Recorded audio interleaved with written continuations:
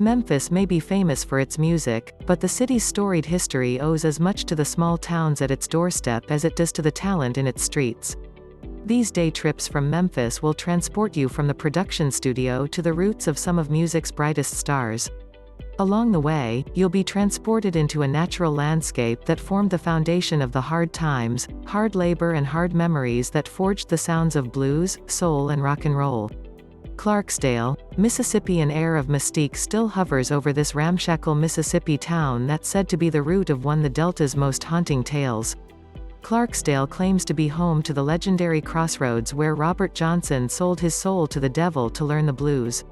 Today, the town is still home to the densest concentration of juke joints in the Mississippi Delta, from the tourist-friendly Ground Zero Blues Club to a hole in the wall beside the town graveyard, Red's Lounge. But Clarksdale is more than just a space for late nights. The town has a bustling food scene built on culinary traditions blended from Memphis, New Orleans and the Delta that surrounds it. How to get to Clarksdale. B.B. King Boulevard becomes U.S. Highway 61 as you head south from downtown Memphis.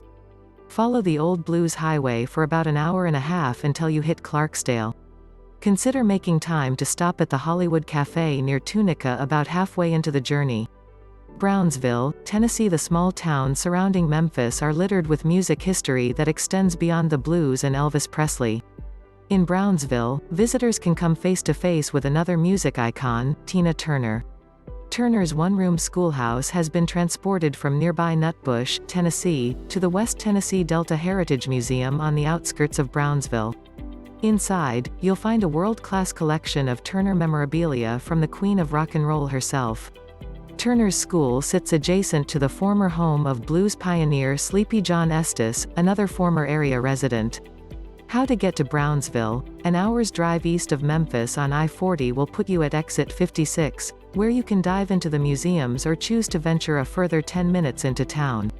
Take time to swing by Helen's Barbecue for a small-town feast that's been featured on Food Network.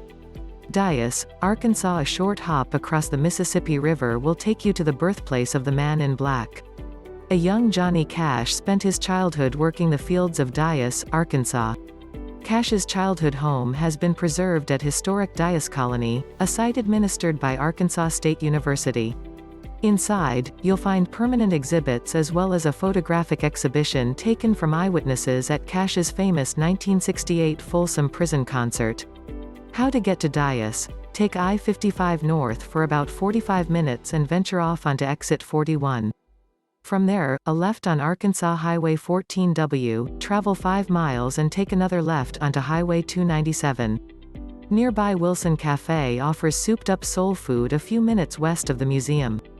Jackson, Tennessee. The small city of Jackson sits perched almost midway between Memphis and Nashville, and its most famous sun reflects that blend perfectly. Carl Perkins, the king of rockabilly, sat alongside Cash, Elvis Presley and Jerry Lee Lewis in the Million Dollar Quartet. Perkins' impact in music history looms so large that Paul McCartney gave him credit for inspiring the creation of the Beatles. In Jackson, visitors can dive into rockabilly history at the Legends of Tennessee Music Museum, a collection that leans heavy on Perkins while incorporating the background of local legends that all paved the way for the sound that overtook the world. How to get to Jackson. Take I-40 east towards Nashville and take exit 79 towards the city's old Carnegie Library. For local eats, check out the Blacksmith or Rockin' Dough Pizza. Glendora, Mississippi. Glendora is a focal point of the Mississippi Freedom Trail, a section of the U.S. Civil Rights Trail established in 2011 that chronicles some of the most harrowing events of the fight for American civil rights. In Glendora, visitors can confront the tragic events leading to the murder of Emmett Till in 1955. The Emmett Till Historic Intrepid Center is housed in the former Cotton Gin where his killers took supplies to weigh his body down before throwing it into the Tallahatchie River. A grim reminder that difficult truths can be just as worthy of a trip as lighthearted joy rides. How to get to Glendora. Glendora sits about 30 miles south of Clarksdale along U.S. Highway 61. A Mississippi Blues trail marker halfway between the two towns commemorates the spot where W.C. Handy, the father of the blues, is said to have first encountered the blues at a Tutwiler, Mississippi railway station. Union City, Tennessee. In 2013, a $100 million interactive science museum opened in the middle of nowhere. That nowhere is Union City, Tennessee, a 10,000-person hamlet that sits about 2 hours north of Memphis. While Main Street Union City offers a quaint reprieve from city life, the main attraction here is Discovery Park of America. Among other oddities, this 100,000 square feet facility houses a replica of the Rosetta Stone, a 12,000-year-old mammoth skeleton, a simulator for the Big Bang, and an intercontinental ballistic missile. How to get to Union City? Take US Highway 51 north through Millington, Ripley and Dyersburg. You'll find Union City about 5 miles from the Kentucky state line. Los Portales is the area go-to for a quick fix of Mexican food. Reelfoot Lake, Tennessee. In 1812, a massive earthquake shook the Memphis area so hard that it caused church bells to ring in Philadelphia.